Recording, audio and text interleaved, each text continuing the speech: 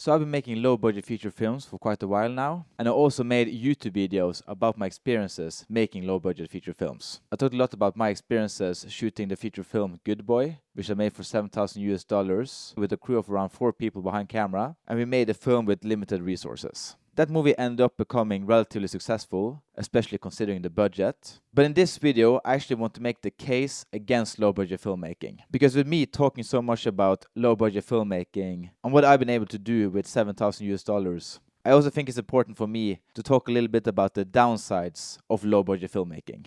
Because there is definitely a case against low-budget filmmaking.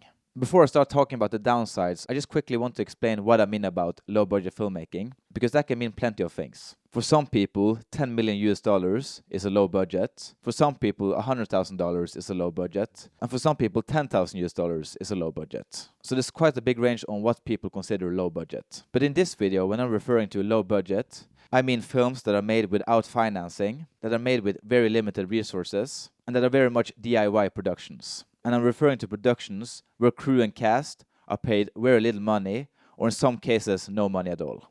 So the first downside of low-budget filmmaking is that they oftentimes have a very high failure rate. So with Good Boy, I was very lucky that we ended up selling the film to most territories and actually making money. But the fact is, most low-budget feature films made without financing or without a proper budget usually don't end up being successful. And what I mean by successful is a film that ends up being distributed on either streaming or on video demand or even in theaters. It's a film that ends up having a proper festival run and that makes a profit. Most low-budget feature films don't end up making money, they don't end up having a proper festival run, and they oftentimes have a hard time selling their film. And there's many reasons for this. The first reason is that when you're making a low-budget feature film without the proper resources, there's a much higher chance that the film doesn't end up being good. Because one can assume if you're having a hard time getting financing for your film, and you end up having to make your film for pretty much no money, that might be a sign that your idea isn't that good, or that it doesn't have a broad audience. And another reason why some of these low-budget feature films end up failing is because they don't have a plan for the film after they're done making the film. Even when in pre-production, you should have an idea of who the audience is, to which film festivals you're going to send it to, and perhaps even have a plan for who you're going to sell the film to. And if you don't have a plan for this early on, it might be an uphill battle getting people to actually watch your film. And this might be the most important reason, is that with a lot of low-budget feature films, a lot of them don't end up getting finished. And there's several reasons for this. A lot of these productions end up filming before they have a plan on what they're going to do in post-production. So then when they get to post-production, they don't really have anyone to edit the film or do sound design or the color grade. So the film never ends up getting properly finished. For example, with all my films, I've had to edit all of them, do the sound design, and do the color grade. So I had to do 90% of post-production on pretty much all of my feature films to make sure that it actually gets finished. And I think not finishing your film is kind of a shitty thing to do to the people who helped you make the film, especially to actors and crew who probably didn't get paid and spent a lot of their free time on your production. Because one of the main reasons why a lot of these people are part of your production is because first off, they want experience, but also they want exposure. And if you don't end up finishing your film and it doesn't get shown anywhere, then it's impossible for the people who worked on your film to actually get exposure. And one can say that the reason why they're making their films is not because of money or to get an audience, but rather because they love filmmaking and because they want the experience. And I think that's great. But I think that if you're going to take the time to actually make a low-budget feature film that's going to take months, even years of your time, and other people's time, you need to put in the effort to make sure that the film at least have the chance to get seen and to actually gain an audience.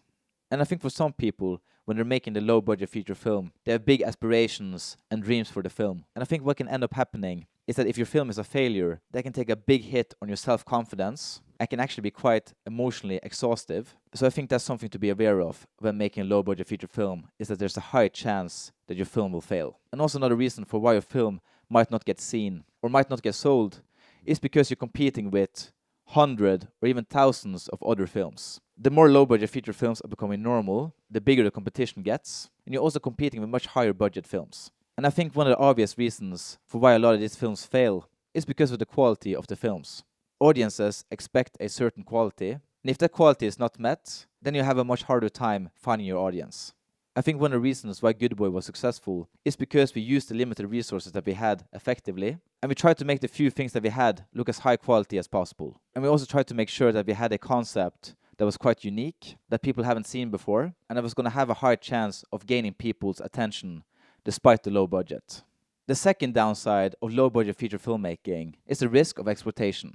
When you're working on projects that doesn't have a budget, and you have this thought process of you're all in this together, I think there's a much higher chance of producers and directors exploiting less experienced crew and actors. Because if you're not paying the crew or the actors, and you don't have a proper contract on how long they're going to shoot for and what's expected of them, first off, the actors and crew working on these productions are much less protected by unions and guilds compared to proper film productions, where you need to follow certain guidelines. And if you don't have these guidelines, there's a much higher risk of the crew and actors being exploited. First off, because they might not be experienced, and they might also just be eager to get experience and exposure, so they might not know the proper etiquette of a proper film production.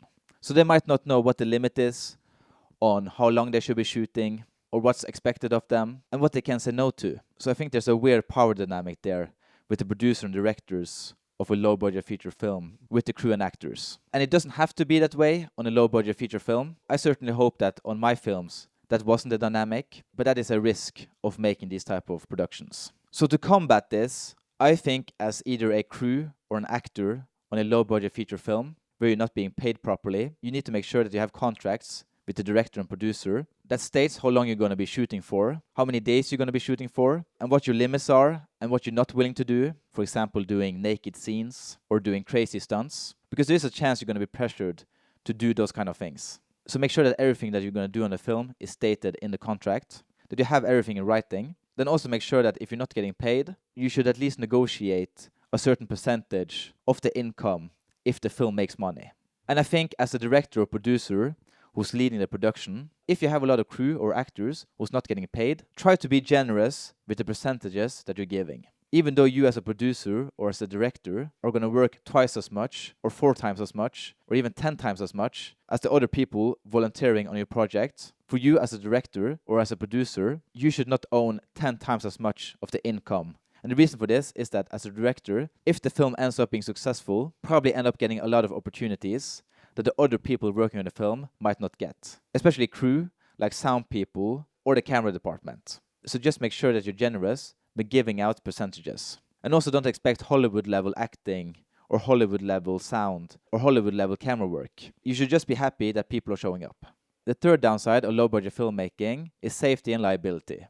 The fact is, with a lot of low-budget film productions, is that they don't have insurance. Because if you don't have any money, or you have limited resources, you probably don't have the money to actually get insurance. And also, with a lot of these low-budget film productions, they usually have a limited shooting schedule. Most of the people working on the film might be beginners, or people with limited experience. And keeping all these factors in mind, no insurance, limited shooting schedule, and people lacking experience, if you're then shooting car scenes, or action scenes, or stunt scenes, there's a very high risk that people will get hurt. And the reason for this is that they might not have the experience to know what is dangerous and what is not. And then if somebody gets hurt, then what you're going to do, you don't have insurance, then that is going to be a big hassle. And also with most other film productions that have a proper budget and proper financing, with scenes like that where people can get hurt, you usually have people on set, on standby, that can come help medically if somebody were to get hurt. But in most cases, with low-budget feature films, that's usually non-existent. So that's a very big and very dangerous downside to these type of productions. So what can you do to mitigate this? Even though you don't have a lot of money, I still would advise you to have insurance. And also, if you don't have the money to do stunts safely, then you shouldn't do stunts in your film. You should make a film that can be done safely.